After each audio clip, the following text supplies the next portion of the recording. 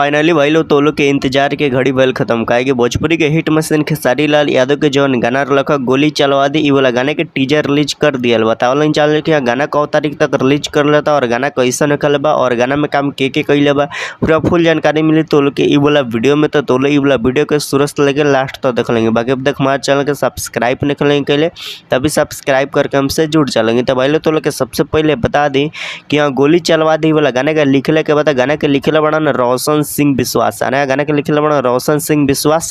बाकी तो लोग के गाना म्यूजिक सुने के मिली रोशन सिंह के। अरे बोले यदि राइटर और म्यूजिक के दुनू आदमी के नाम में रोशन बा तो मौसम बिगड़े वाला बा तो अपन अपन कुर्सी के पेटी बांध ली काहे कि भोजपुरी के हिट मशीन खेसारी लाल यादव के जौन गाना बा गोली चलवा दी तो गाना बहुत ही खतरनाक मस्त बवाल हिट होके वाला बा जौन तो लोग सुने में बहुत ही मजा आई।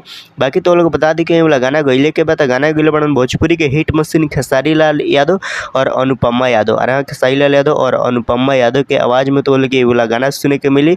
बाकी वाला जौन गाना बतावन कैंची फिल्म्स के यूट्यूब चैनल पर रिलीज होके बा। अरे कैंची फिल्म्स के यूट्यूब चैनल पर रिलीज होके बा।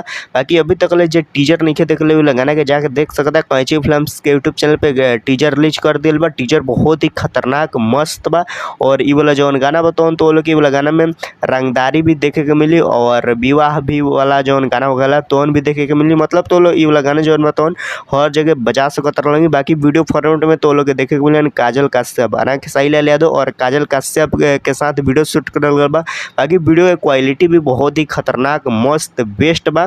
बाकी तो लोग बता दी कि वाला गाना जौन बतावन कौ तारीख रिलीज हुई वाला गाना जौन बतावन कल यानी 16 तारीख के 7:15 में कैंची फिल्म्स के यूट्यूब चैनल पे गाना रिलीज कर दी तो लोग गाना के मिस मत कर लें गाना के जरूर सुन लें काहे कि गाना बहुत ही खतरनाक होके अलावा। बाकी तो लोग के वाला वीडियो कैसा लगल अच्छा लगल तो लाइक कर चैनल के सब्सक्राइब कर लें वीडियो के शेयर कर लगे।